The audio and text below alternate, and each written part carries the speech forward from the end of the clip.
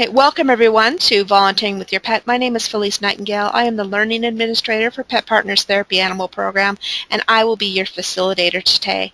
Leading the presentation is one of our experienced volunteers, Susan Tiss. And Susan, you have control. Go ahead and take it away. All right, wonderful. Thank you, and welcome everyone to Volunteering with Your Pet. I'm really glad that you could join us tonight. The presentation tonight is designed to orient you to the Pet Partners Therapy Animal Program as a way of volunteering in the community with your pet, obviously. We are a national volunteer organization with approximately 11,000 teams in all 50 states as well as Canada. And our mission is to be a leader in promoting and demonstrating that positive human-animal interactions improve the physical, emotional, and psychological lives of all of those that we serve. As Felice kindly said, I am Susan Tiss. I am primarily a handler with Pet Partners. I do also help in evaluations. I'm not a certified evaluator, but I do assist in evaluations as part of the group scenarios, role plays, which you'll hear a little bit more about later. And my dog, Rory, my teammate, who you see pictured here, is a 10-year-old this month Border Collie, known as a red and white or a chocolate Border Collie. Sometimes people wonder if he's not a Border Collie because he's not black and white. We've been volunteering as a Pet Partners team for about 5 years. We're actually up for our next renewal in February of next year. And we typically visit at hospitals, and in particular we typically visit with adults in hospitals, and I'll talk a little bit more about that later when we talk about the kind of places that different animals visit and some of the things you want to be aware of with your pet about what their preferences are. So with that, let's move on to, let me get my machine paying attention. There we go. The goals for this session. So by the end of this session, you will have learned what animals are eligible to participate as therapy animal teams or in a therapy animal team, the commitment and training that's expected by you, the handler, the steps that you can take to become a registered therapy animal team with Pet Partners. Therapy animal teams come in all shapes and sizes, and we visit in a lot of different settings. So the session today is really aimed to help you decide if it is time for you to get started on the process to become a Pet Partners Therapy Animal team. And that's going to be a decision for you and what you want to do, and also a decision about what you think will work for your animal companion. So let's talk a little bit about the places where we visit. Pet Partners teams do visit in a variety of locations and with a very wide range of client types. Some examples include hospitals, retirement homes, hospices, rehab centers, schools, libraries, sometimes also events where we have a volunteer booth. There have been other types of events where we've been asked to volunteer as well. There's even some work done occasionally in courtrooms, although I think that there's other kind of, I don't know if certifications is the right word, but there's other work that is done if you want to work in that kind of environment. Any of the settings can be really rewarding for you, but the overarching consideration is what setting is best matched for both you and your animal. And so, for example, as I mentioned, Rory and I visit primarily in hospitals. We also sometimes visit in retirement homes, and we may visit in hospices. We haven't recently.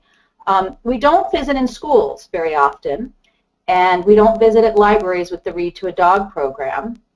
And we typically don't visit in pediatrics. And this is not because Rory doesn't like children. Rory loves children. And when he sees children in the park, he wants to play with them. He goes up to them and actively interacts with them. And he's actually quite gentle with them. Kids can hug him and mess with him, and he doesn't react the way some dogs will with stress.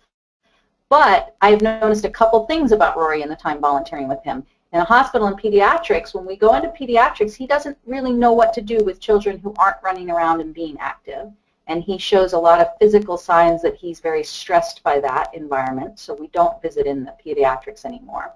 And the other thing is when we try to do Read to a Dog, I've tried it a couple times with him, he's a Border Collie. He wants to herd sheep and other small moving things.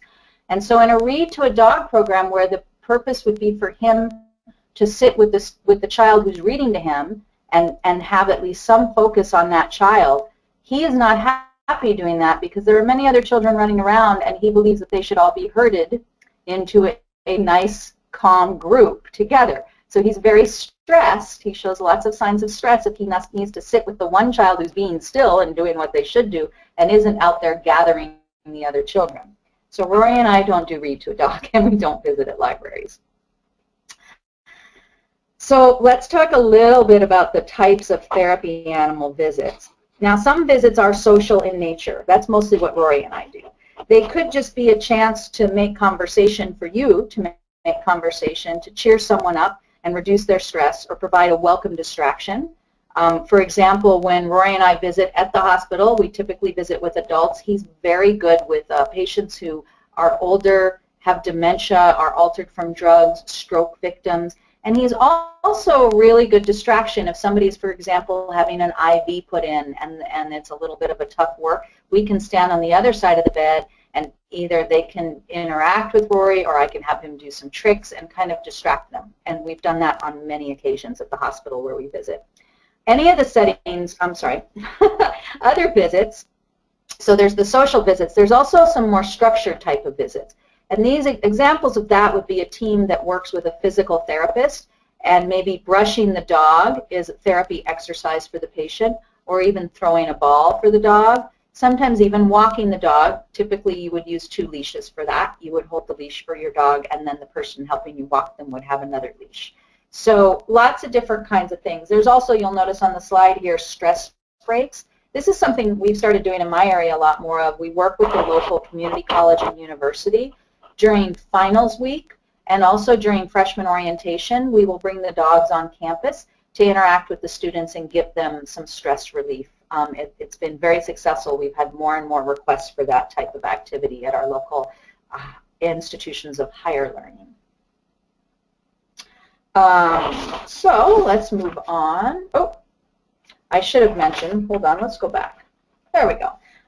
Also reading programs, I mentioned that briefly when I was talking about what Rory doesn't do. You'll notice in your area there's probably a lot of very popular read to a dog type programs in schools and libraries. This allows the kids to practice reading aloud to animals, and the really wonderful thing about this, when the animal isn't wanting to hurt the other children, is that they're really good listeners. They don't correct punctuation or pronunciation or any of that other stuff, and they don't give physical signals. So humans, when we listen to a child reading, sometimes even if we're trying to be really supportive, our body posture and our facial expressions will give away the critique that we might have, and kids are really good at picking up on that. Dogs and cats and other animals don't do that. They're just there, and they listen, and they're happy to be there, and that's a really wonderful experience for the children who are practicing their reading. So, in general, visits that have oversight of a medical professional and are goal-oriented, like the physical therapy type work, are called animal-assisted therapy. Sometimes you'll hear AAT. Visits that are social or even educational, like the work that Rory and I do in the hospital, or read to a dog, or the stress relief at colleges, are considered animal-assisted activities, and you'll sometimes hear that called AAA. Pet Partners teams can provide both AAA and AAT, depending on where they visit. The work that you'll do in the classes and in the evaluations are basically the same. We don't have a separate type of evaluation for one or the other. So now let's talk about the accepted species. You'll probably hear my examples as a dog a lot, and maybe occasionally cats, because I visit with a dog and because a lot of the teams that I visit with at the hospital are mostly dogs and humans. We do have a couple of cat teams. We even have some miniature horses that visit at the hospital where we predominantly visit. But as you can see from the slide here, we actually have 9 different species of animals for therapy work. The most popular, as I said, are registered are dogs, cats, and horses. But we also welcome rabbits, guinea pigs, birds, llamas, and alpacas, miniature pigs, and even rats. Exotic animals like snakes, ferrets, lizards are not eligible for registration as a therapy animal team with Pet Partners. And in addition, domesticated farm animals like chickens, ducks, and goats are not currently eligible. The reason for that, we get that question a lot, why not? Especially I hear folks who are fans of ferrets ask why not. There really just isn't enough research to document these animals' behavior over time, and we don't have enough research to evaluate their predictability and their reaction to stress. So for example, with a dog or even a cat or a horse or any of the animals listed here really, there are physical signs that we can look for as the human handlers to tell if our animal is enjoying the interaction or is experiencing stress, and if we need to get them into a different situation. With these other kinds of animals, we don't have as much research and understanding of how to identify those things. Pet Partners doesn't have any breed restrictions. We get this question too, especially with dogs.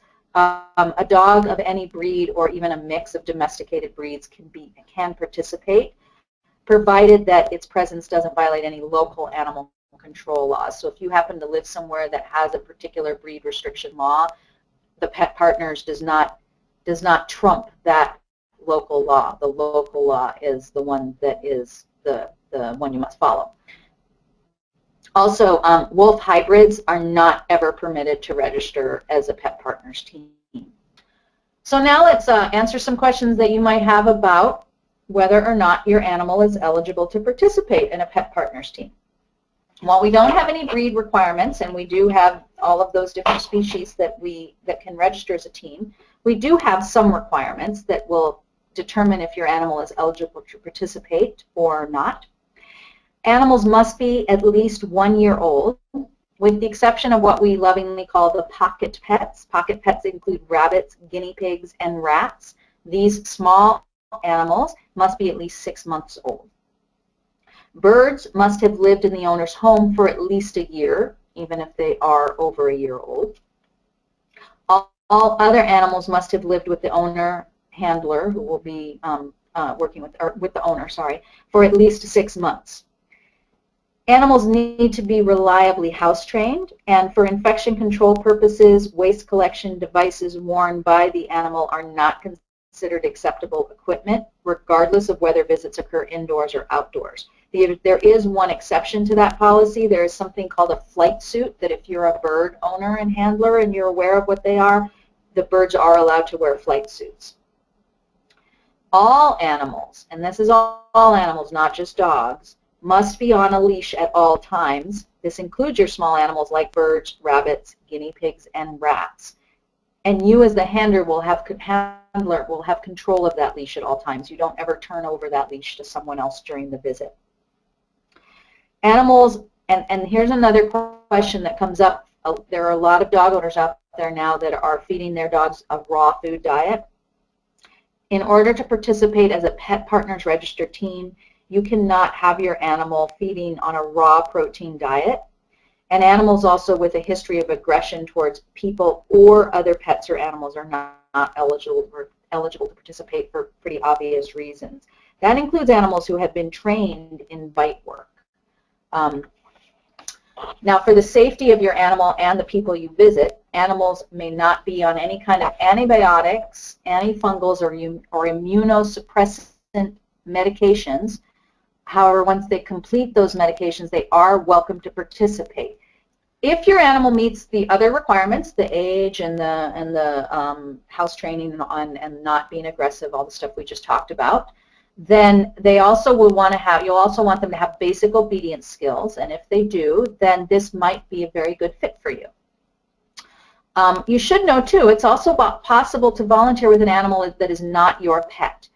If you have known that animal for at least 6 months, the requirements for the animal still remain the same, and you must have the pet owner's permission. So a quick example, one of our primary evaluators and trainers in my area, she's very passionate about working in animal-assisted therapy and animal-assisted visits, but her personal dog, her personal pet, is not well suited to that. However, her parents' dog is, and her parents don't have an interest in doing such volunteer work, so she volunteers with their dog as her team member, and that is certainly something that is an option.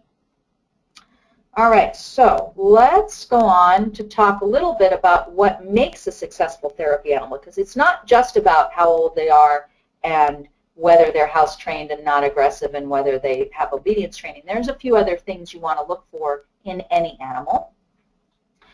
A successful therapy animal is people-oriented, sociable, and friendly. They have good basic obedience skills appropriate to their breed and species, or appropriate to their species, I should say. They remain calm in stressful situations. This is a key thing, especially. They are non-aggressive towards both animals and people, and they are comfortable being touched and sometimes touched awkwardly. In addition to enjoying people, a good therapy animal will accept interactions in a pleasant, forgiving, or welcoming manner as opposed to just tolerating them. But they also won't be overly, you don't want an animal that's jumping up on people and uncontrollably, soliciting their attention in a rude or aggressive, overly enthusiastic way, because that can be problematic as well. It is easier, though, I can speak from experience, to train an animal that is overly enthusiastic to calm down than it is to train an animal who obviously doesn't want to have the interaction to have the interaction. An animal that doesn't want to interact can be trained to tolerate interactions, but is probably not ever going to be trained to enjoy them. So you really want to think about that with your animal.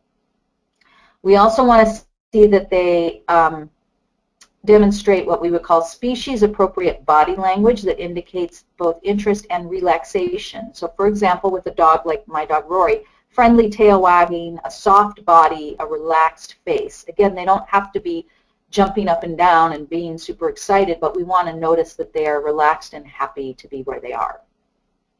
They also need to reliably respond to your cues. You're the handler. Even if there's distractions. So even if there's a lot of people walking around, we need to see that they're listening to you if you're asking them to sit or to walk beside you, for example.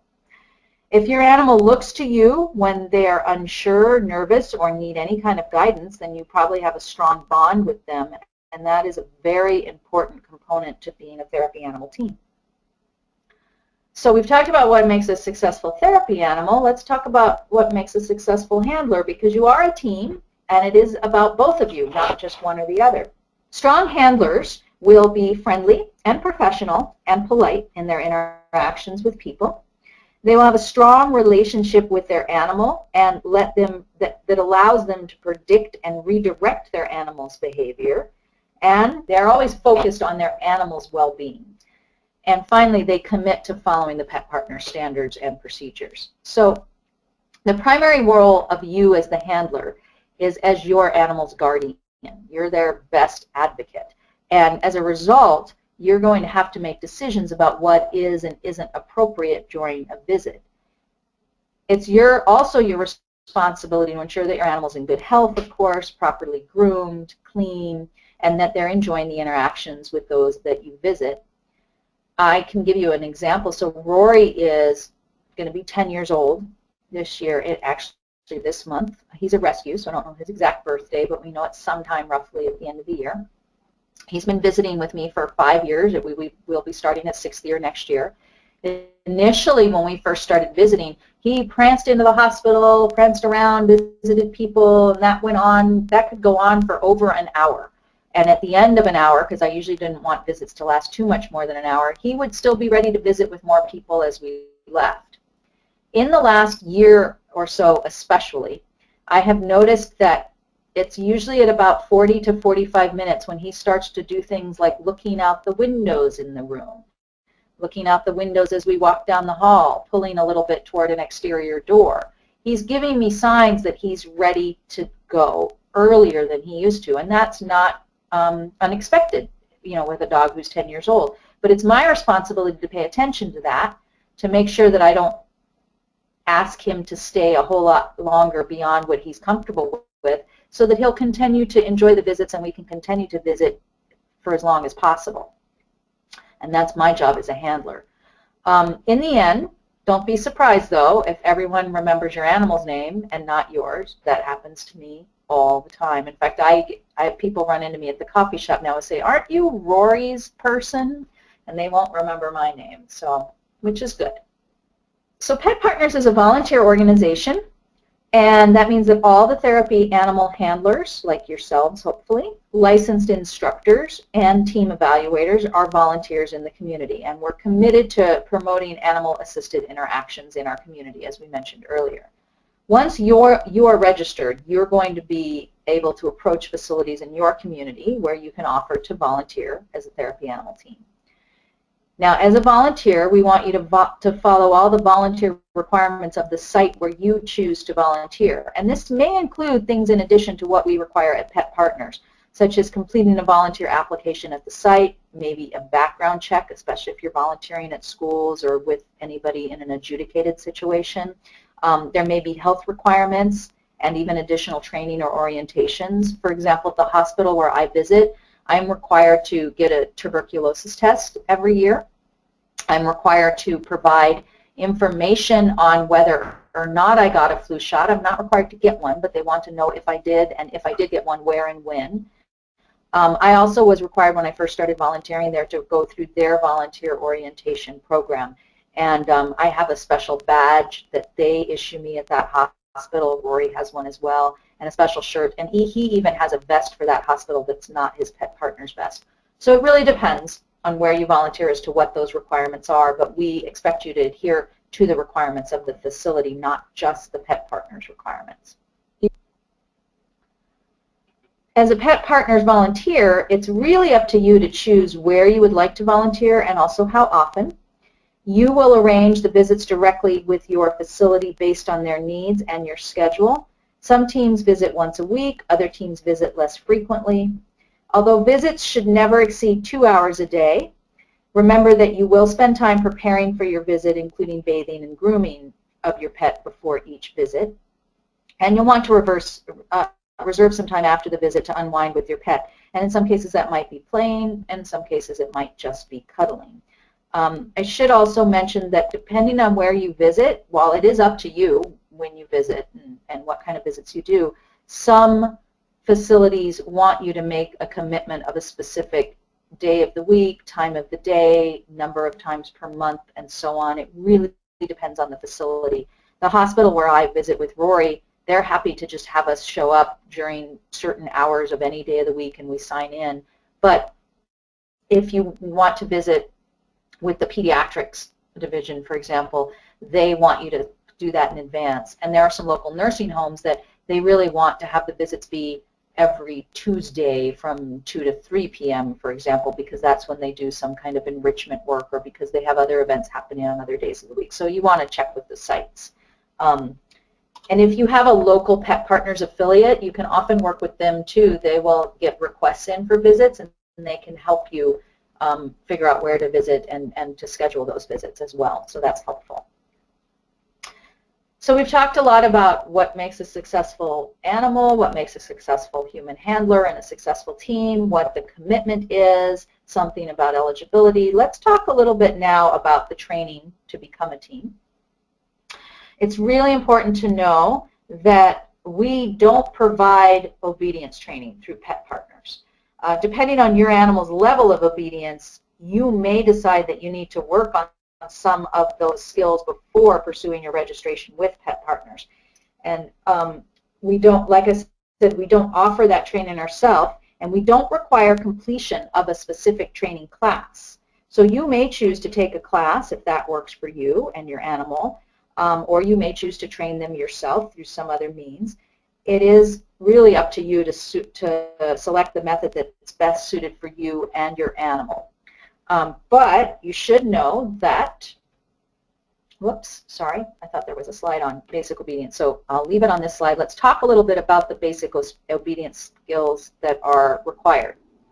And again, some of this is going to be a little bit dog-centric. It's adapted to the species as appropriate. Before you go through the process to become a therapy team, we want to make sure that your animal has the following basic good manners, we could say.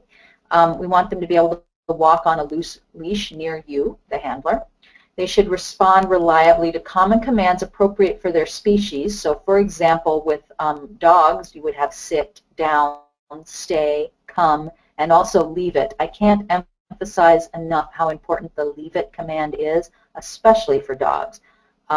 In hospitals and other places where you may visit, you never know what might be on the floor. There might have been a child in the room before who dumped a bag of Cheetos under the bed. That's happened to me. And so having a dog with a reliable leave it command is very important. Your animal should not jump up on people or equipment or furniture unless invited. There are situations where in the hospital where we visit, I'll put Rory up on a chair so somebody can reach him better. And he has a specific command both for getting up and down off something like that. And he also has a command called paws up, where he puts his front paws up on a chair or the edge of a bed. But it needs to be by invitation only. The animal should not vocalize inappropriately, and we don't want any aggressive barking ever. And again, it's up to you to work on those behaviors. They should be reliably housebroken, take treats nicely and gently, not mouth or lick people during interactions. We don't want them giving them bath. Does not become overly rambunctious when being petted, can walk past other animals without displaying aggression or excessive fear or even excessive desire to interact, even if it's not in an aggressive way, and does not demonstrate what we call nosy or intrusive behavior, such as incessant begging for treats, exuberantly sniffing people, or sticking their noses into bags, purses, wastebaskets, etc. And again, with that one, the leave it command comes in very handy because most dogs are nose oriented. If they smell something interesting, they're going to want to go toward that smell, but if they have a strong leave it command, you can call them away from it. You might hear my dog wandering in the background now. He's coming to check on me to see why I'm still sitting in front of the computer. All right, how to become a Pet Partners Therapy animal team. Before beginning step one that you see here, it's really good for you to check our website and see if there are training sessions in your area. You'll get a link to the website later. And although we are in 50 states, that doesn't necessarily mean we're in every single neighborhood. There goes Roy shaking off. It doesn't mean we're in every single neighborhood or community. So you're going to want access to an in-person evaluation in order to become registered. We'll talk about the handler course and whether you do it in person or online. But for the evaluation, there is no virtual option for that. You're going to need to find an in-person evaluation. So you're going to go to our website, which I can attest is really wonderful now. I just went to the website recently to get myself set up for Rory's next evaluation in February, and it's a lot slicker than it used to be. It's a pleasure to navigate it now, so kudos to the folks that updated the website. Once you get to the website, you'll create an account and then launch your registration. It's really just a few clicks. It's quite easy to do. Step two will be to take the Pet Partners Handler course, and again, we'll talk a little bit more in a moment about that, whether you do that in person or online and what your options are.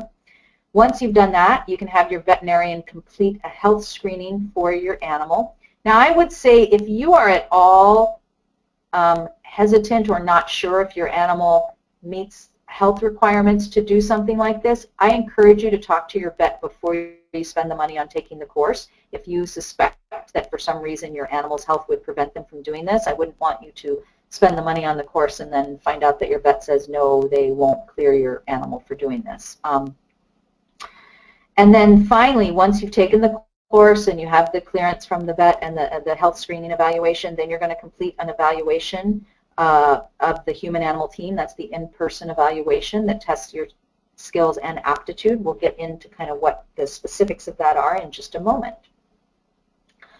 So let's talk about step one in our fabulous new website. The Volunteer Center on our website is your one-stop shop for all the materials that support the Therapy Animal program. If you haven't already created an account, please go ahead and do so. It is a free thing. You don't have to pay to create the account. And you will need the account in order to begin the registration process. After you've created the account and logged in, you will be able to navigate to the section called My Registrations and use the button there to start a team registration. It's really very easy.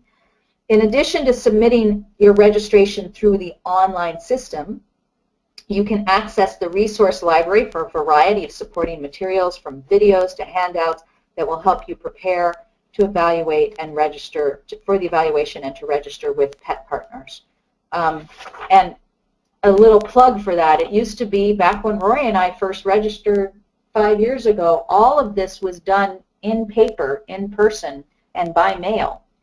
There really wasn't any, there were some things you could download off the website, but the whole registration process had to be done by mail, and it's really wonderful that we don't have to sit and fill out paperwork anymore. Now, once you've registered, you will be able to search through the volunteer opportunities on the Volunteer Center as well. While there can be something very magical about the interactions between humans and animals, like actual magic, there's a lot to know. There's a lot behind what you need to know and do in order to have that magical moment happen. In the Pet Partners Therapy Animal Handler course, we concentrate on the human end of the leash. So again, we're not teaching you obedience or training your animal. We're actually teaching you, the human handler, the skills that you need to visit safely, as well as what to expect from the team evaluation so that you can prepare to successfully complete that. The Pet Partners Therapy Animal Handler course is presented as an 8-hour workshop. Students receive a copy of the Pet Partners Handler Student Guide, which will be a resource for you as you prepare for your evaluation, as well as once you begin visiting. I still have my old paper copy of mine, and I do still refer to it sometimes, although I also go on the website now and look at the more current information there. In-person workshops, or live workshops, are scheduled throughout the year in locations all over the country. All the workshops are taught by licensed instructors. They're licensed through Pet Partners. And to find a Pet Partners Therapy Animal Handler course near you, when you visit the Pet Partners website, you'll be able to find calendars where the courses are offered in your area.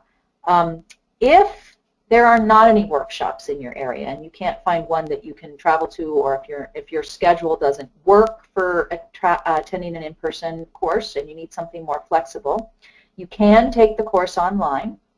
The online course includes a downloadable student guide and additional support documents. There are interactive activities, videos, and knowledge checks to reinforce the learning that will help you understand the necessary skills to visit safely and successfully and also prepare for that evaluation.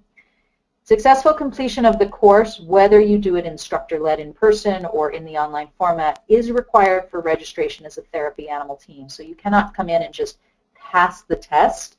You must take the course. You do not have to retake the course every time you reevaluate. We do have to get reevaluated every couple of years. You don't have to retake the course every time, but initially you do need to take it either in person or online.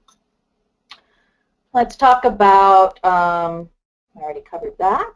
Here's a wonderful picture of the stuffed dog that is the pretend dog in the course. Depending on where you take the course in person, sometimes the instructors will bring in real dogs. That's another thing Rory and I help with. A couple of our local instructors will have Rory and I come in to demonstrate in live some of the behaviors and other things. So that's another advantage of taking the course in real life, as we say. All right, so, and there's the lovely image for online, which I should have shown you while I was talking about online. All right, so now the health screening. At Pet Partners, the health and safety of your animal is very, very important to us. In fact, it should be the number one thing important to you as well. So in order to participate in the therapy animal program, we need your vet to sign off on the animal health screening form. You won't be able to participate without a vet signing off on this form.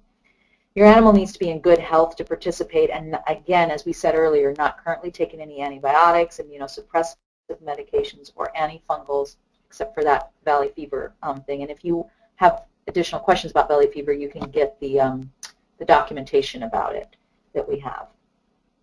For the facilities where you are going to visit, they're going to want to ensure that your animal doesn't pose a risk to any of their clients and their patients. So your animal needs to be free, of course, of internal and external parasites.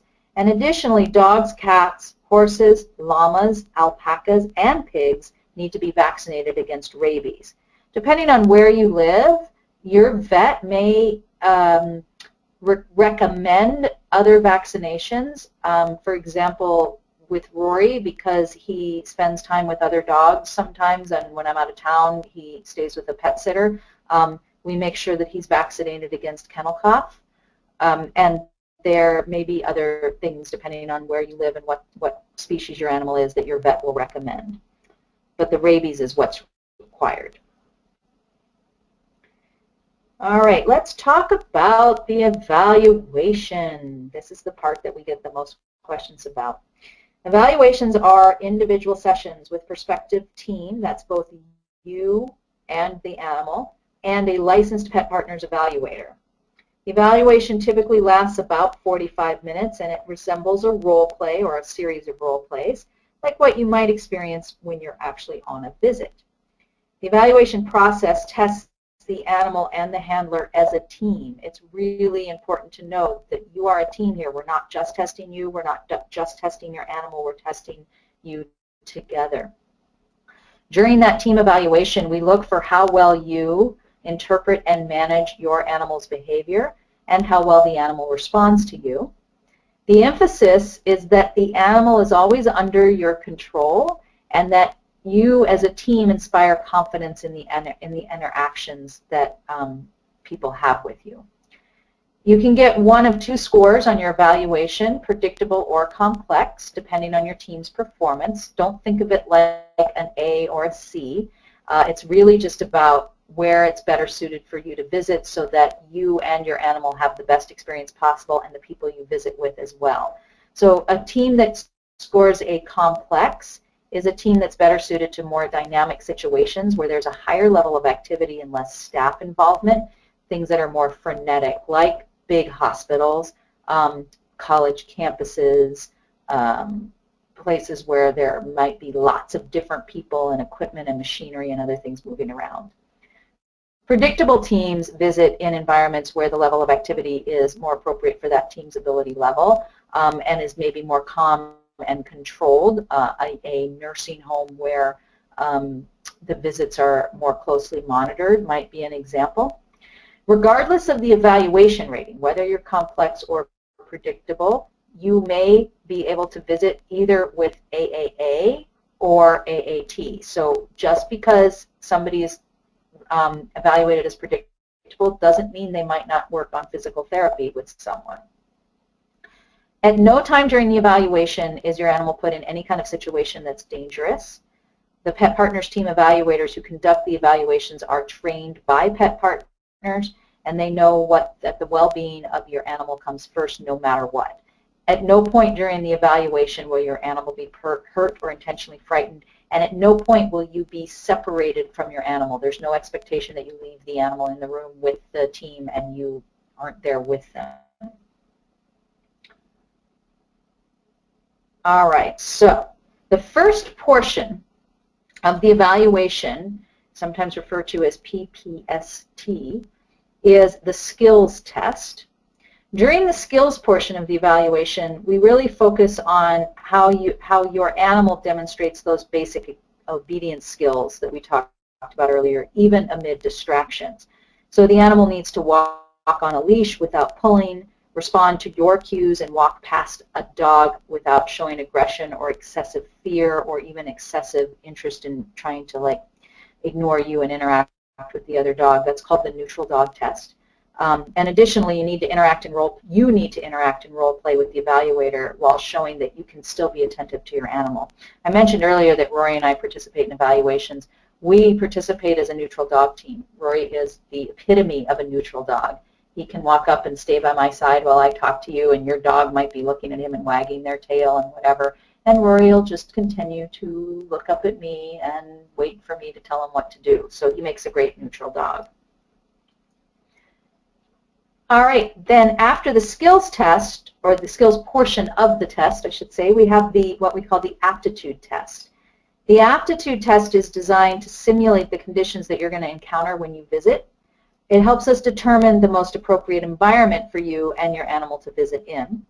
During the aptitude portion of the test, you are going to be assessed on how well you interact with the evaluator and the evaluator's assistance as you simulate being on a visit. So you're expected to help support and encourage your animal as they meet strangers, some of whom might be using medical equipment, like a walker or wheelchair, might be speaking loudly, might move erratically, might do something crazy like try to hug your dog. During that portion of the evaluation, how you demonstrate your handler skills along with your role playing will be just as important as your animal displaying their own aptitude for the visit. And I can't stress that enough. It really is about the two of you together. Now, once you've gone through the course and the health screening and the evaluation, you're going to be ready to complete your registration. Again, it's really wonderful. We can do this online now. We don't have to do this by filling out a bunch of papers and remembering to mail them in on time and all of that. The online registration is designed so that you can come back to the Volunteer Center each time you complete a step in the process and follow the progress of your registration, which is also a really nice feature. Once you have completed all of the steps and provided the necessary information to Pet Partners, you'll be able to submit your registration online. And once your registration has been received, reviewed, and processed by Pet Partners, you will receive in the mail a photo ID badge with your ID number and expiration date. Teams must renew every 2 years with Pet Partners, so hence the expiration date. And as I mentioned before, you renew every 2 years, but you don't have to retake the handler class every 2 years. You do have to redo the team evaluation every 2 years, and I want to talk about that for just a moment because it is really important.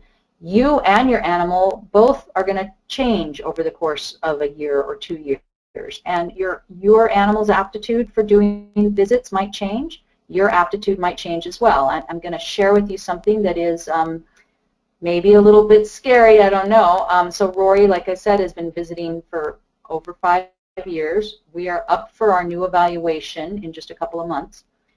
Just a little bit more than, not quite 2 months ago now, Rory was attacked by another dog in our neighborhood while we were walking, kind of your worst fear come true. A dog that was off the leash, not with his owner, and was vicious, aggressive toward other animals, but not toward people, attacked Rory, and it was a pretty vicious attack. And Rory has not visited for a couple months because he had to heal from that attack. He had a lot of damage around his neck, and he had to be shaved, and we had to wait for his fur to grow back. And so one of the things I've been doing with him pretty extensively since he's healed is really working with him around other dogs that are strange dogs to see if it's changed his behavior at all. I'm pleased to report that he seems to be, in general, the same dog he's always been. But I have noticed some signs of stress in him in certain environments where he didn't have that before.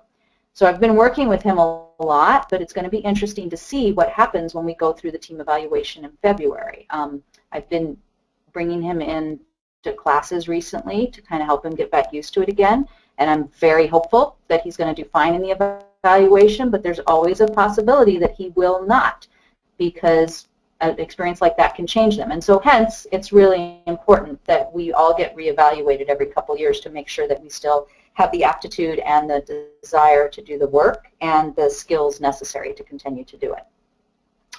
So let's talk a little bit about the benefits of registering. Why would you want to register with Pet Partners and be part of our awesome group? I mean, why would you not? But one of the things that does come up quite often is the liability insurance. There is a $2 million primary liability insurance plan that you are covered by when volunteering if you are a registered Pet Partners team. You also get a really nice identification bag for your for you, the handler, and a collar tag for the animal, and you can also get access on the website to other things like the vest or scarves. That's not just a fun perk. It's actually a really important thing to have this official ID and tag when you go to visit places, because it helps other people recognize that you're doing something specific and serious and sanctioned and all of that. You also get access, of course, online to the free continuing education courses that can help you be more effective with visiting clients. There's a lot of great courses in there about particular types of visits and places, too, that you can look at and use. There are referrals available to facilities searching for therapy teams. You can find this on the national website. You can also find local affiliates of Pet Partners that you can work with for that, and there's a lot of other great benefit to joining your local group if there is one, or to starting one if there isn't one. You get the Pet Partners Interactions magazine in the mail, which is a really nicely produced magazine. I really enjoy reading it when it arrives. You also get access, of course, to the licensed evaluators and instructors as local resources for both your classes and the evaluations. And you get support from the National Pet Partners Office. And, of course, many of our volunteer efforts, you get the satisfaction of helping people in need in your own community. And that really is one of the most wonderful benefits is being able to do that work and knowing that you're part of a highly esteemed program that has set the standards for incorporating animals in medical care. Pet Partners has done a great deal of research and work and continues to do so. They're recognized, they really are recognized when I go places to volunteer. More and more people have that recognition of what Pet Partners is and what we do, and that's really helpful as well. So, for more information, I've been talking about the website all night. Here is your URL, or your URL as they say, for the website. Pretty straightforward there, petpartners.org. There's also Pet Partners group on Facebook that you can like. And again, I've been mentioning local affiliates a little bit as we've talked this evening. If you have a local affiliate in your area, it's highly likely they have their own Facebook page. We do in my area. And you can always like them or friend them, however they have their Facebook page set up, in order to connect with other people in your local area that are doing this kind of work.